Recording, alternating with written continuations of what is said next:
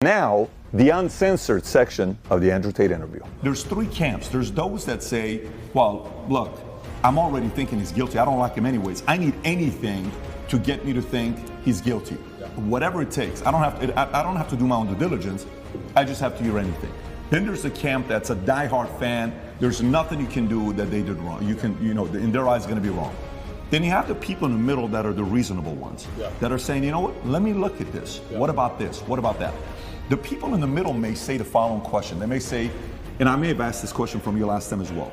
They may say, Andrew, okay, if this guy is so innocent, how can they get you to go to the dungeon for 92 days? How can they put you on house arrest? How can they do all this stuff? Yeah. If you're somebody that was born in US, you lived in UK, how come somebody else isn't coming to bail you out? You got different lawyers. How is it that they can keep doing this to you if you're not guilty? What do you say to those people? Yeah, and once again, I have to be careful what I say because of the court case, but Romania has a law, or the law in Romania is basically, if you can prove to a judge that it might have happened, they're allowed to hold you up to 6 months during the investigation stage.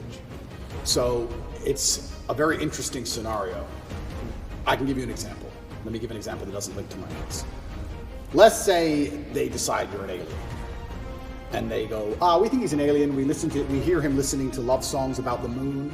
And we've seen some evidence of him looking at the moon at night saying it's beautiful. He might be an alien. And they produce a bunch of paperwork saying you're an alien. And then they'll do a profile on you, right? And they'll do your profile and saying, oh, well, he's smarter than the rest. Not sure where he came from, a bit unusual, blah, blah, blah. And they put it together in a nice piece of paper and they put it in front of a judge. And then the judge decides, say they stamp it or they don't. If they stamp it, they can put you under preventative arrest for up to 6 months to investigate you. Not because you're guilty of anything. We want to investigate him for being an alien. That's Romanian law. That's law inside of Romania. And that's what happened to me. They put together this dossier saying, he has lots of money, he's rich, he's brash, he's unapologetic in his views. We think maybe this might have happened. And they put it in front of a judge. Now, these papers I'm describing, I've never read. I'm just telling you how I understand, my basic understanding. I learned most of my law from the prison guards who were telling me why I was there. I'm like, brother, why am I here? He's like, well, this is what happens, da-da-da-da-da. Piece of paper was stamped and I was thrown in a jail cell. If I was guilty of anything, I would have been charged long ago. And we're going to talk about charges soon because I still believe they're going to attempt to charge me.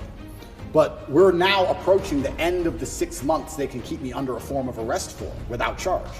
Typically in Romania, when I was first arrested, the guard said, within 2 weeks, you'll have your indictment. I was like, 2 weeks? He goes, yeah, everyone gets charged quickly. Nobody waits 6 months for a charge. If they arrest you, they charge you, like every other country, right? The fact they've waited 6 months and gone into my entire life and attempted to find something shows they don't have a case. Why I believe it happened is because they didn't have a case when they were trying to hit me with this garbage, and they thought, you know what? If we put him all over the news, if we slander his name completely, there was a hotline set up. If you're a girl who's been hurt by Andrew Tate, call this number in the UK. A hotline. So they were attempting to use the media to find what they wanted.